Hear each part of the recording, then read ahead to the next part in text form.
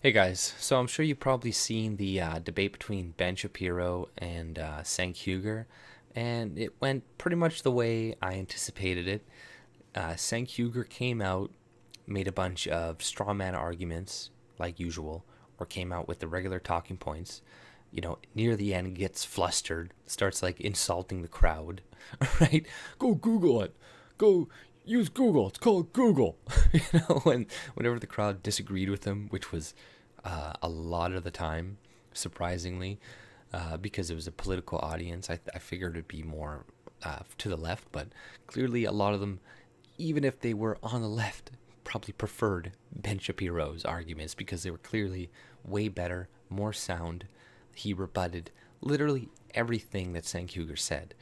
One of the only points or non-points they really had was that Ben Shapiro was for the Iraq War, and it's like, okay, a lot of people were for it at that point.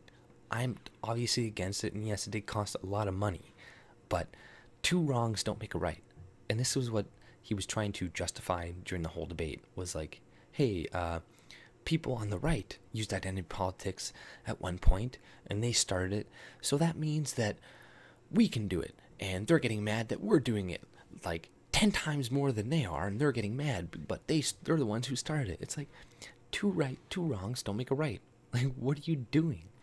Right? You look like a child. This is why you always come off like a fucking idiot during every debate. You rant and rave like a little child. You make up fucking arguments that nobody's arguing against, and then yeah, you bring race or gender, etc., into the mix. So, people are just getting sick and tired of these tactics during arguments, and I don't really see Cenk Uygur doing many more debates after this. Honestly, like, when has he won one? Right? He can't win a fucking debate. This guy, because he's a fucking idiot, and he doesn't seem to understand that, like, big government. He wants big government to cure other big government solutions, right? He thinks that more government is a solution to corrupt big government. And he thinks that mixed economies are good, which Ben Shapiro thinks the opposite. And I agree more with Ben Shapiro, because what you have with more mixed economies is you end up having, like, corporatism, right? You have, the more power you give governments, the more you have corporations going to those governments, trying to give, like, lobby to them to have regulations passed or have kickbacks so they pay less taxes, etc. So it's not in everybody's best interest to increase the size of government, but he's convinced that's what he has to do.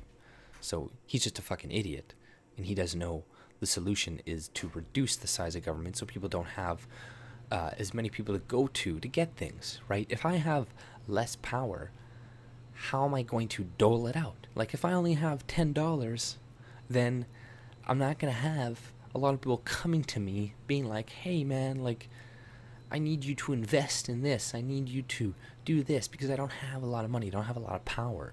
The same way it works in corporations and governments.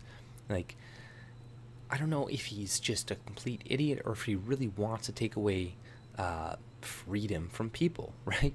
The more freedom people have, the better it is. So, like, and that's all Ben Shapiro is arguing. And he's just the typical leftist where every time you think that it's like, okay, no, I want to reform welfare, or I want to, reform healthcare and this and that. He's like, oh no, you want people to suffer and die on the streets, and you want people to suffer and this and that, and you want people to, like, live under bridges and blah blah. It's like, oh my god, like, these people, they can't just argue just what the fuck you're saying. It's like, stop extrapolating what I'm saying into something I'm not, right? And Cenk Uygur's, people like him are very good at doing this, right? This is their bread and butter. But people get wise to this eventually. You catch on, even if you're, like, a hardcore leftist. You see this and you're just like, it gets sickening after a while, and you're just like, okay, I have to turn this off and look away.